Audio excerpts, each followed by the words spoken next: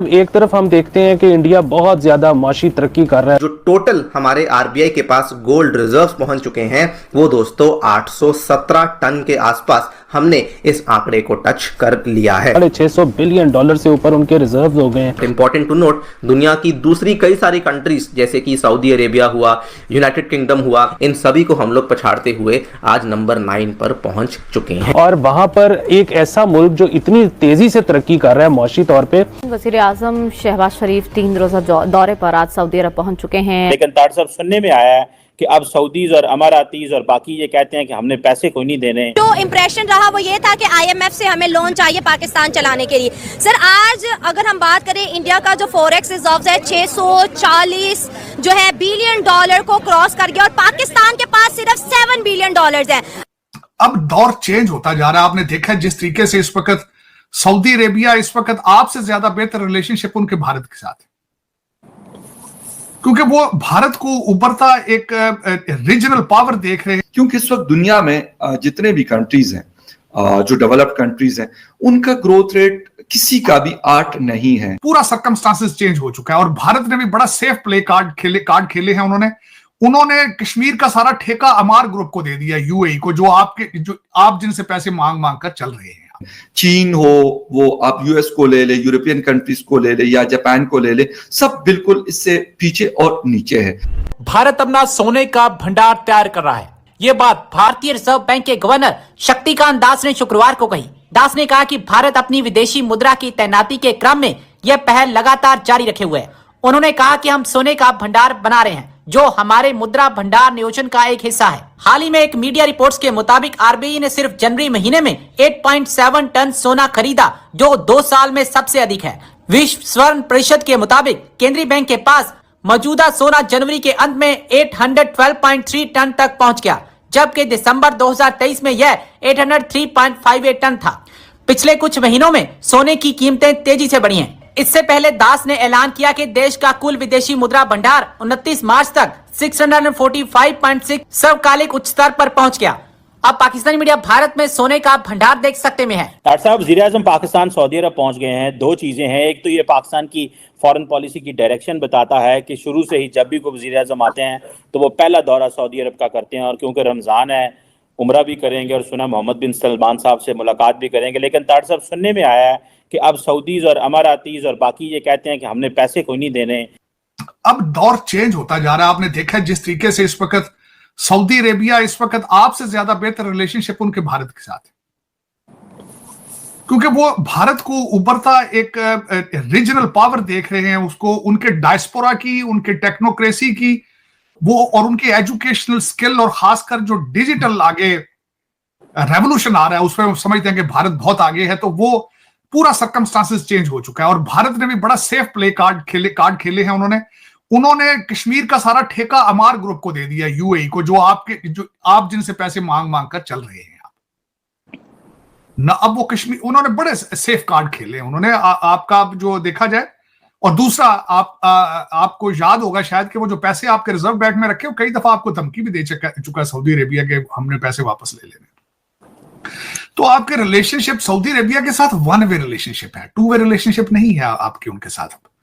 आप पैसे मांगने जाते हैं, जिस तरह जो वजीर आजम गए हैं, वो आपको पता ही नहीं कि स्टेटमेंट थी कि मेरा फोन भी कोई नहीं उठाता, क्योंकि उन्हें पता होता है कि मुझे ये पैसे मांग रहे होंगे। वैसे हाँ, ये भी ये खबर सुनी है कि इनके साथ कैबिनेट सारी गई है। ये भी सुना है कि कैबिनेट के लोग भी गए हैं। जाना चाहिए कि सरकारी जहाज जो है, क्या फर्क पड़ा, खड़े हैं, क्या तेल पानी चेंज कराओ, जाओ, इतना तेल है आपके पास, इतना पैसा है, क्या फर्क पड़ा। $8 बिलियन आ रहा है आईएमएफ से, क्या फर्क पड़ता है।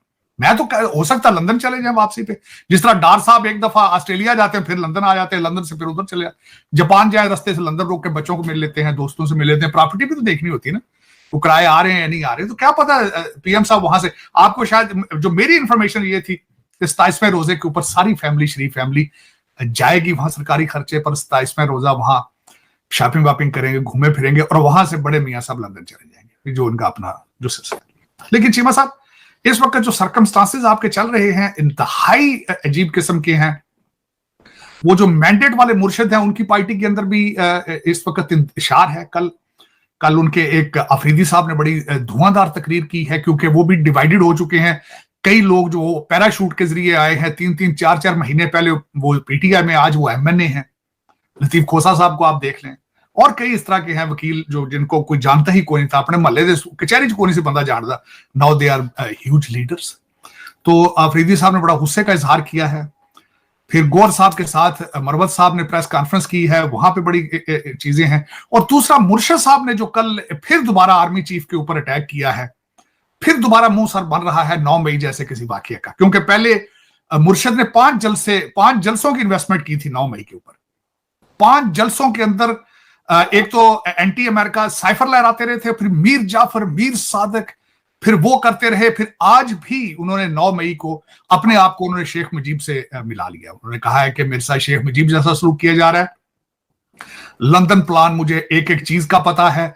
इन्होंने जिस जिस बंदे से जाके घड़ी की कीमतें लगवाते रहे हैं लंदन दुबई के अंदर, मुझे सारा पता है। आज उन्होंने बड़ा भरपूर तरीके से अटैक किया मुर्शद ने, और इसमें मुर्शद का कोई कसूर नहीं, कसूर आर्मी चीफ का है। इसमें मैं बिल्कुल ये मैं आपको बताना चाहूंगा कि आर्मी चीफ साहब पता नहीं क्या बात है, या सीरियस नहीं है या फिर उनको कंट्रोल नहीं है या क्या है, लेकिन this is not how you run the country और ऑफिसेस।